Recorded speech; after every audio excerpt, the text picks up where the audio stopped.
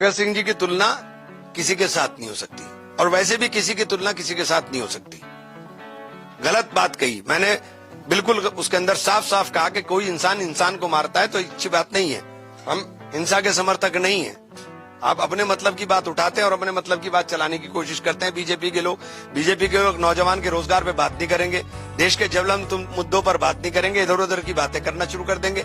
आप जबरदस्ती मुंह में दूसरे के अपने अल्फाज डालने की कोशिश करेंगे। मैंने कभी किसी की तुलना किसी के साथ न की, ना हो सकती है। भगत सिंह जी शहीद आजम है, उनकी तुलना हो ही नहीं सकती। उनकी आइडियोलॉजी बिल्कुल अलग है।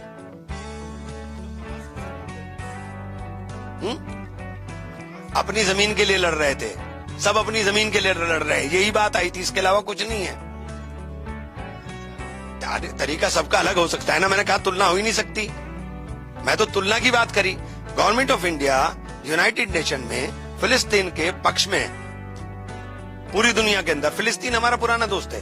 हमने हमेशा कहा है कि फिलिस्तीन की सरजमीन को कब्जाया गया। हम फिलिस्तीन के समर्थन में। हमसे मतलब हिंदुस्तान, मेरा नहीं, हमसे मतलब हिंदुस्तान।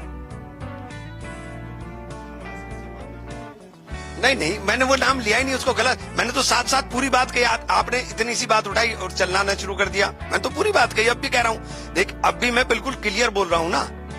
उनका तुलना, देखिए, भगत सिंह जी की तुलना किसी से नहीं हो सकती, महात्मा गांधी जी की तुलना किसी से नहीं हो सकती, अम्बेडकर जी की तुलना किसी का किसी तरह से तुलनात्मक वो नहीं हो सकता।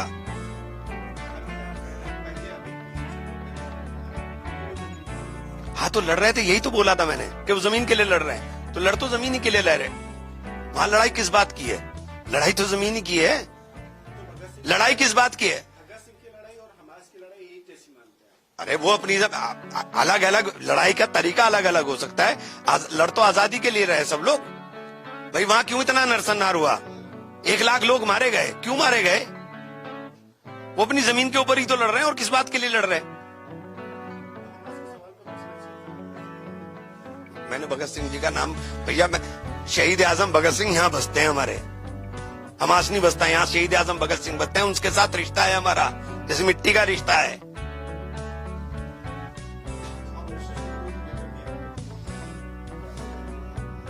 मैंने एक ही बात तो कही भाई, मेरे वायरल बयान है। मैंने कहा कि हम सबसे बड़ा दोषी जिन्ना को मानते हैं और जिन्ना के साथ मिलकर के चलाने वाले, जो सरकार चलाने वाले, वो जवाब दे दें। हम तो दोषी मानते हैं जिन्ना को। पाकिस्तान को सबसे धूर्त मुल्क मानता हूं मैं। पाकिस्तानी झूठे हैं, उनकी किसी बात का यकीन नहीं किया जा सकता, ये कहता हूं मैं। और यही कहा है मैंने। आप बताइए इसमें गलत क्या कहा है? ऑपरेशन सिंदूर, जब पीओके को हम कब्जा सकते थे, हम बार बार, जब हमने एक बार शुरू कर दिया पीओके कब्जा कर सकते, वहां झंडा फहरा के आते तो समझ में आता। हमने 1 मिनट के अंदर सारा काम खत्म कर दिया।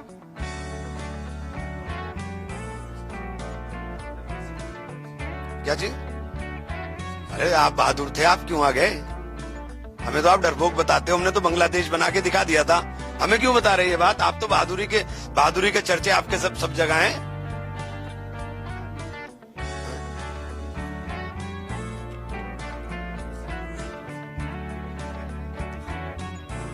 तो आप बना दो ना मुसलमान को। जी, आप बना दो ना मुसलमान को। आप ये जो नफरत बोना की कोशिश कर रहे हो, आप बना दो ना मुसलमान को। आप तो टिकट भी नहीं देते भाई। आपको ये सवाल खड़ा करने का साक ही नहीं है। पूरी देश की कैबिनेट में एक भी मुसलमान नहीं। आप सवाल खड़ा करोगे?